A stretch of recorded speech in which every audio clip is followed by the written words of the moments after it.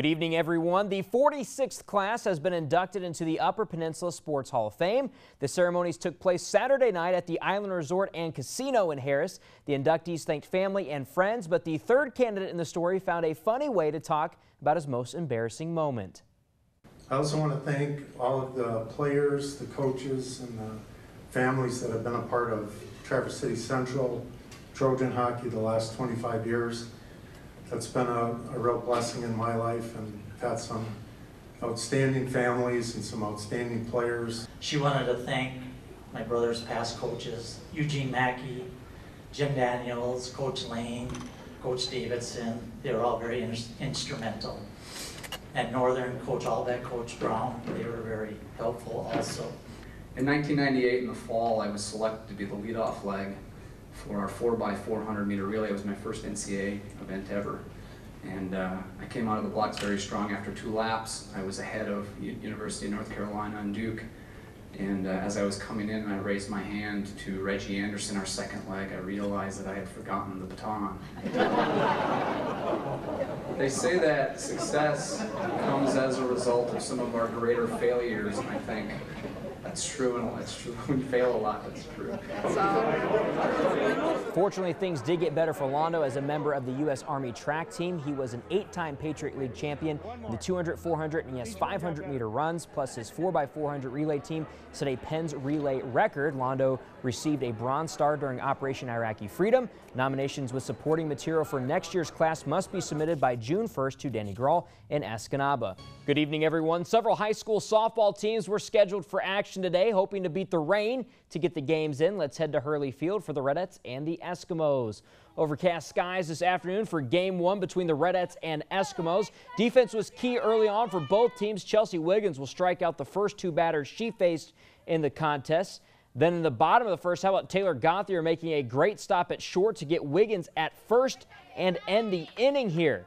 Wiggins would continue her hot start, though, in the second. She strikes out the side, and we remain scoreless. But we move to the top of the third. The Eskimos finally catch up to Wiggins as Savannah Barron will unload on this pitch to deep left. It's good enough for a double off the fence there.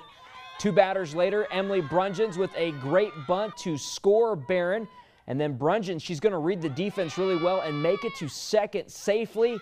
It was 1-0 Eskimos. Next batter up was Jerica McAlpine, who slaps one to the second baseman and will score Lexi Shaler. It was 2-0 Eskimos, and in the end of the game, it would be the Eskimos pulling away 3-0. To the scoreboards for more high school softball action. In Game 2, the Escanaba Eskimos would get the sweep with a 4-1 win. Hancock and Berga faced off in a doubleheader. The Bulldogs won 13-3. However, rain canceled the second game. Doubleheader action between Negaunee and Gwinn. Negaunee gets wins in both those, 12-0, 11-3. Doubleheader action as well with the Flivers and Hematites in softball. Kingsford takes Game 1 5-0 and Game 2 8-2. In high school baseball action, Marquette hosted the Kingsford Flivers. The Redmen won Game 1 3-1, and Game 2, though, Kingsford with the shutout 10-0. Norway and Negaunee also in doubleheader action. Norway wins Game 1 3-1 and then Game 2 5-0. And North Central with the win over Barker over Harris 6-0. Dawson Bilski, a no-hitter, 9 strikeouts in the game. Don't forget he's going to go play basketball at the next level. And then Game 2 was canceled due to weather. And high school tennis, Escanaba defeated Marquette 6-2, and Kingsford gets the win over Gladstone 7-1.